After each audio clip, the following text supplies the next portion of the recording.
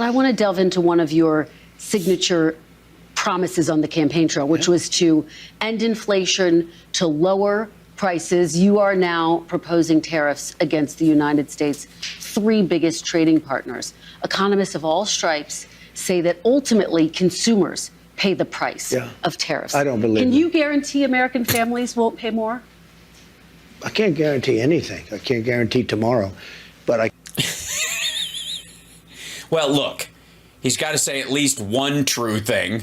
I can say that if you look at just pre-COVID, we had the greatest economy in the history. No, we didn't. Of our country. No, we did not. And I had a lot of tariffs on a lot of different... No, you didn't, dummy. They were targeted small ones, you asshole. You had to bail out the fucking farmers because you were choking them to death. Shit, that would have been the biggest story of 2020 if you hadn't shit the bed on COVID. Good Lord. Countries, but in particular China, we took in hundreds of billions of dollars, and we had no... No, we didn't. No inflation. In fact...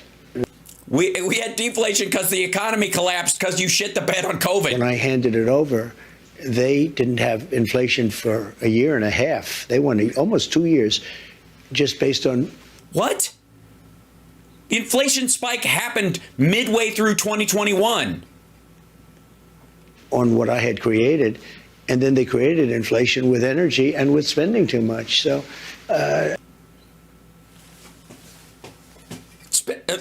What? This asshole added a third of our debt during his term. I think we will...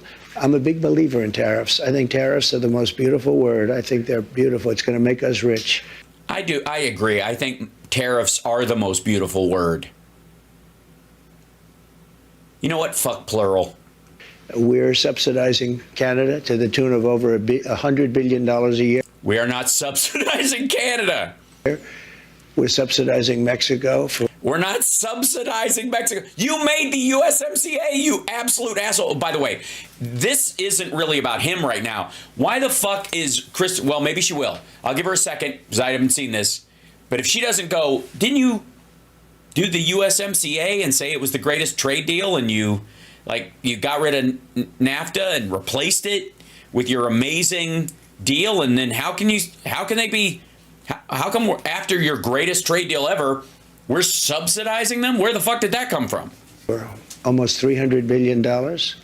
We shouldn't be subsidizing. Why are we subsidizing these? We're not subsidizing. We have a trade deficit because they make shit there that we design. Countries. If we're going to subsidize them, let them become a state. We're subsidizing Mexico. Let them become a state. Canada, the entire country, third largest landmass. Country on the second. Is it the second? Yeah. On the planet, they're going to be you know what? Fuck it. Go ahead. Make Canada a state.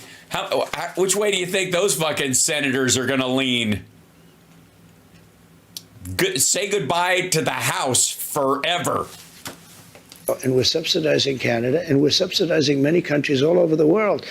And all I want to do is I want to have a level, fast, but fair playing field. Sir, you're... He doesn't even... He's like, did I say something? Look at the look on his face after he finishes talking. Like, a level, fast, and fair playing field. Is that a thing? Maybe she just did kind of like the dog head tilt as he's talking. I want to have a level, fast, but fair playing field. Sir, your previous tariffs during your first administration cost Americans some $80 billion, and now you have major companies from Walmart. He's like, they did? Black & Decker, AutoZone, saying that any tariffs are going to force them to drive up prices for their consumers. How do you make sure that the... I just tell them, tariff is a beautiful word, and I don't believe them. What do they know about sales of actual stuff? I ran my dad's business into a shithole. I know business. These CEOs that these companies don't, in fact, pass on the cost of tariffs to their consumers. They cost Americans nothing. They made a great economy for us. They also solve another problem. If we were going to have problems having to do with wars and having to do with other things. Yeah, just wars and other things. Yeah, the tariffs. He basically stopped. He said this a couple of times during his rallies. He stopped wars with these tariffs. If you attack those people, I won't let us buy your widgets unless, of course, they're part of the Ivanka collection. And then in which case, just lift the fucking tent side and just sneak in. There you go. Tariffs. I have stopped wars with tariffs.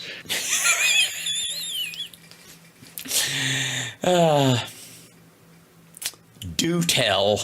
By saying, you guys want to fight, it's great, but both of you are going to pay tariffs to the United States at 100%. And they... With who?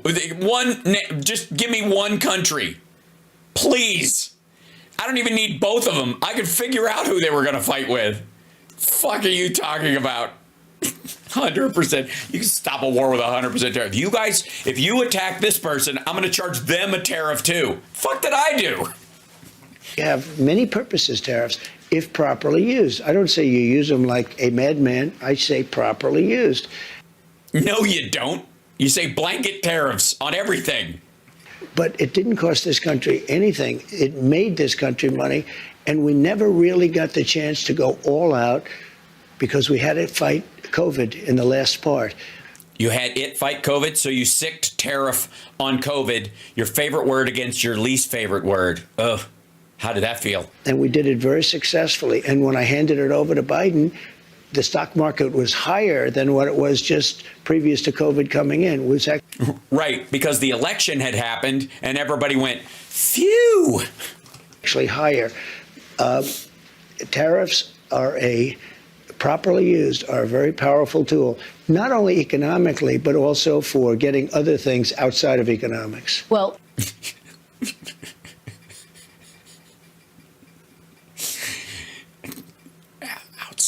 outside of economics. Yeah, he's not going to make it. Again, prices did go up on some goods in your first administration, washing machines, tires. Will you punish CEOs? Let me just explain to you. No. Please. You mentioned washing machines. So you. Yeah, that's right. She did. Look at Whirlpool in Ohio. I got a call from Jim Jordan, one of the greats, congressman from Ohio. Yeah, and he was like, can you look the other way on some of these tariffs? And he said, they're going out of business because South Korea and China are dumping washing machines into our country. And I put a 50% tariff on the washing machines coming in from China and South Korea. And Whirlpool and the companies that made washing machines, which are based in Ohio, largely based in Ohio, went through the roof. We saved thousands of jobs, tens of thousands of jobs. They were all going out of business because they were dumping washing machines. And when I put the tariffs on, they became successful businesses. No, it didn't. Yeah, I didn't even know the name Whirlpool until then. Hold on one second. Real quick.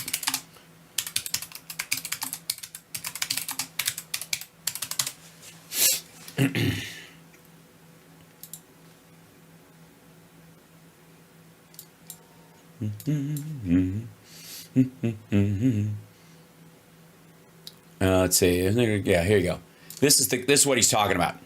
Turns out there's a handy little case study on tariffs from Trump's first term in office in 2017. Appliance giant Whirlpool asked for help curbing imports of washing machines by its Korean rivals LG and Samsung. Early 2018, Trump imposed tariffs ranging from 20% to 50% on most imported washing machines. Whirlpool's chairman at the time called it a victory for American workers and consumers alike. Trump imposed many other tariffs, but they mostly affected industrial products, parts, and stuff that parts are made of.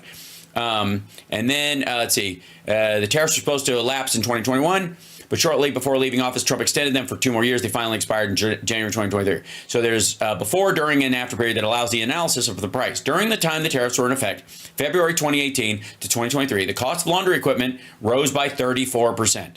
According to the Bureau of Labor Statistics, overall inflation was just 21% during the same time frame. That's right. February 2018 to 2023. Overall, the cost of laundry equipment beat regular inflation, which everybody's like about, by over 10%. The price of appliances overall rose by 23%, so laundry equipment rose at least 11% more than it probably would have otherwise without tariff. There's the tariff premium. Tariff period, after the tariff period since 2018. There you go. The United States imposed tariffs on imported washing machines. Here's how it affected prices compared to this is after the tariffs were over. Laundry equipment dropped negative 11%. Overall inflation was 3.1, and all appliances down 5% because this chunk was part of all appliances, and the biggest, besides stoves and refrigerators, washing machines, a big part of this. Any Whirlpool product. This is the tariff period. Laundry equipment in general, 34%. 20% overall inflation. All appliances, 23%. Statistic note, the category laundry equipment includes both washers, which were subject to new import tariffs, and dryers, which were not. But the price of dryers rose by roughly the same amount as washers during this tariff period because everybody buys them in pairs most of the time. Mainly because washers and dryers are often sold together as sets. Look at that. With each unit priced the same, so higher prices for washers allowed manufacturers to raise dryer prices as well. During the first year of the tariffs were in effect, the cost of washer dryers both rose by about $90 per unit, roughly 12%. Imports did decline. Washing machine imports fell by about 33% the first year the tariffs were in effect and stayed below pre-tariff levels through 2022. During that time, Samsung began producing washing machines at a U.S. factory in South Carolina, and LG opened a plant in Tennessee. Whirlpool also increased domestic production and hired more workers. All told, new domestic production may have accounted for between 1,700 and 2,000 jobs, right? Tariffs up, imports down. When the washing machine tariffs expired in 2023, prices promptly fell. From February 2023 to 2024, laundry equipment prices dropped by 11%, while overall inflation rose by 3%, and appliances overall fell by 5%. Imports rose 2023. Net effect today is that the price of laundry equipment has changed by almost exactly the same amount as for appliances overall. Each is up about 15%, but laundry machine prices were more volatile, rising a lot and then falling by a lot, whereas the cost of them, because you can buy them overseas without the tariffs anymore. And by the way, I guess Whirlpool isn't bitching anymore. They're just, I guess, fine with them. Industry brokers said claimed tariffs had no sustained effect on washing machine prices, but that's only because prices dropped when the tariffs expired.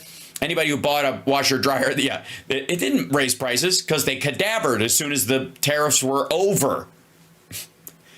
Good Lord.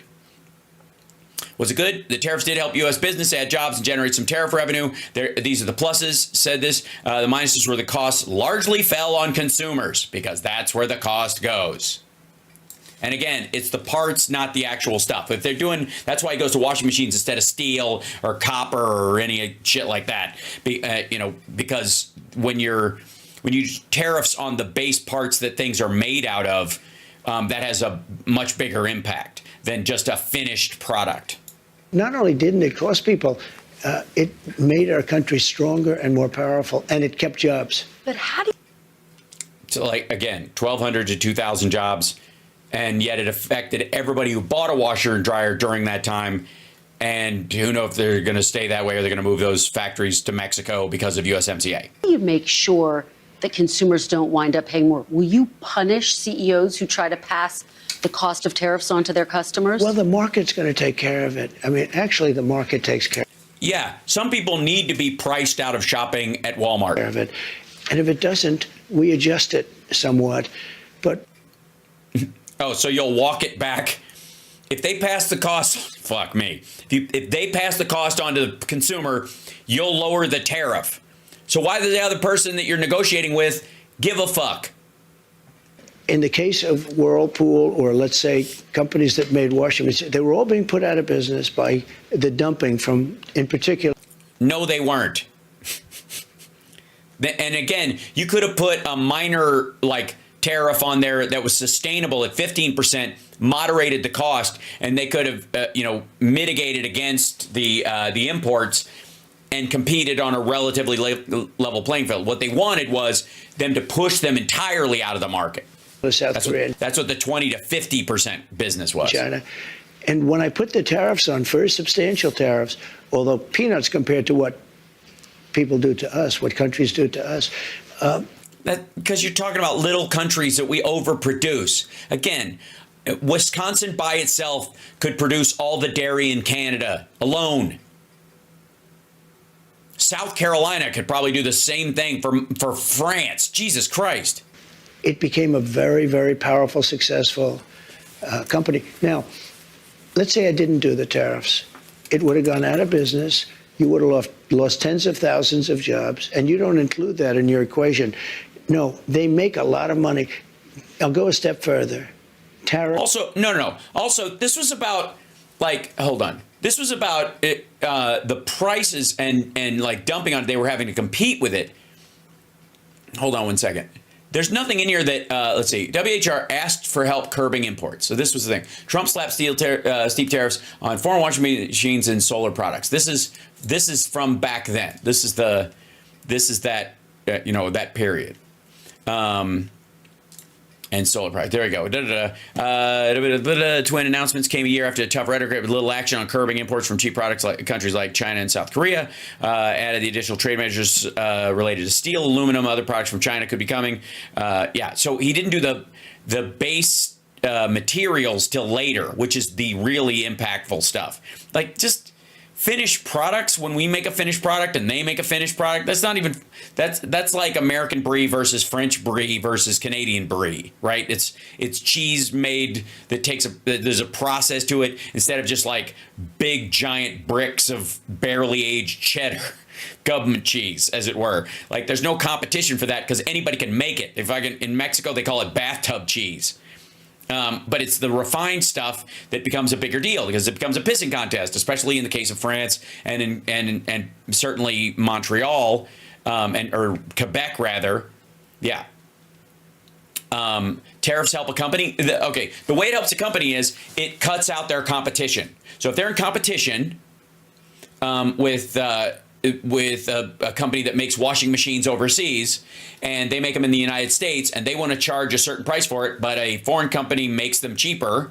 Again, in China, they're using slave labor and all kinds of stuff. But in the case of South Korea, their economy isn't all that different as far as wages and stuff than ours is. Their employment figures aren't that cattywampus. As a matter of fact, Mexico has the lowest labor costs of anybody we directly trade with as far as finished goods. But like the South Koreans, if they could sell it for an $80 unit for $60, and our guys here don't want to lower the price to $60, even though maybe they could, they would rather pocket the money, or they can't produce it because of the union rules and workers' rights and all that kind of stuff. So their labor costs are higher here. So they can't compete with this $60 unit when they make it for $80. So they go to the White House and they go, hey, if they keep selling their shit at the price they can sell it in the United States, and their volume they're cranking out is eating into our market, we'll go out of business because we can't afford to make it the same level that they make it at. Okay, and so companies will ask for that, and it makes sense. Okay, there are times when this is necessary, but the tariff should just like equalize the price. They make it for 60, we can make it for 80. Our quality's better, but they can make cheaper and a lot more of them. And Walmart, ship, they buy their thing because that's their consumer base. So if you raise a tariff on it and make the price even 80 to 80, then at least people are going, is this better or is that better? I'm not choosing by price, I'm choosing by the quality. Yes? Okay. And so companies will ask, they'll go, hey, we're doing better quality, but they're fucking us on the back end. Mm-hmm. Are going to. Okay, by the way, here we go. Let's go back to this nonsense. They make sense on stuff like Biden's put them on stuff. They can also be punitive. Obama put stuff on steel tariffs. That was the point, right? But he just wants to do this blanket one because it's like economic warfare with these countries. He's not even looking at the companies within them. He's treating every country in the world like it's China. Yep. Make our country rich. Tariffs are going to help us pay off $35 trillion in debt. Nonsense. Tariffs are going to make our country safe because China, as an example, doesn't want to play games with us if we're going to do tariffs on them. They don't want to play games. And we have a lot of games being played on us right now. That's true. Tiddlywinks, jacks, chutes and ladders. Yummy.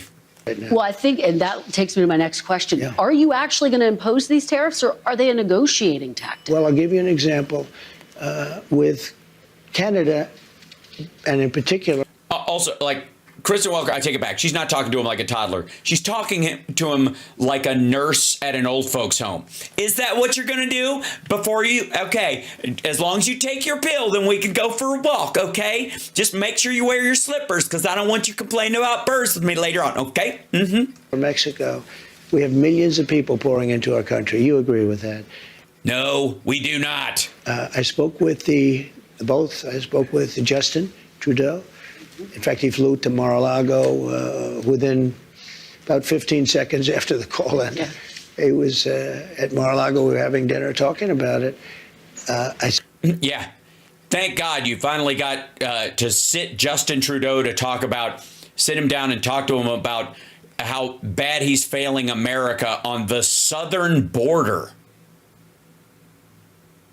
That you have to close up your borders because they're coming in the northern border too a lot. Not like the southern border, but they're coming in the Canadian border a lot.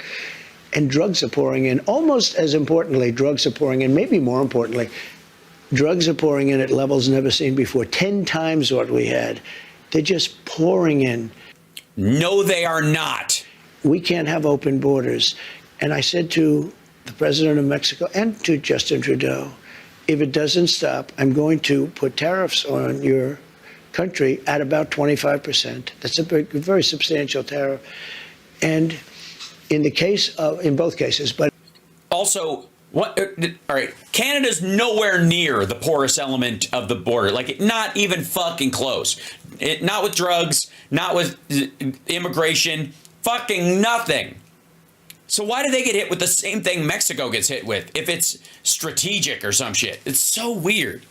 In the case where it was really visible, within 10 minutes after that phone call, we noticed that the people coming across the border, the southern border, having to do with Mexico, they were at a trickle. Just a trickle. It was a big trickle or just kind of like little spurts? You having trouble with your stream? In fact, I call the border. See, unlike my opponent, I do call the border a lot. And I said, how's the border looking today? They said, there's nobody here. They couldn't believe it. Biden's still president. The military stopped. So you're saying Biden has handed you the lowest border crossing numbers ever? See, we can do the same thing with your fucking COVID economic numbers. If the stock market was higher than it was before COVID, then the border crossings were lower than they were during your presidency. These vast groups of people, we call them caravans, but they had caravans of people, and they largely stopped them. Now, they're going to have to continue that, but if they don't continue, and the other thing I told them is no more drugs, and I told that to China, too. I had to deal with President Xi. Had the election been different, I'm going to be very nice because we don't have to get into an argument over 2020, but had the election been different, the result been different, we would have had China giving their maximum penalty, which is the penalty of death, to people that sent fentanyl into this country. But Biden... First of all, well, then why are they going to do it now? Who gives a fuck? Like, you big weirdo? Are you saying that you will... I mean, because what difference does that make?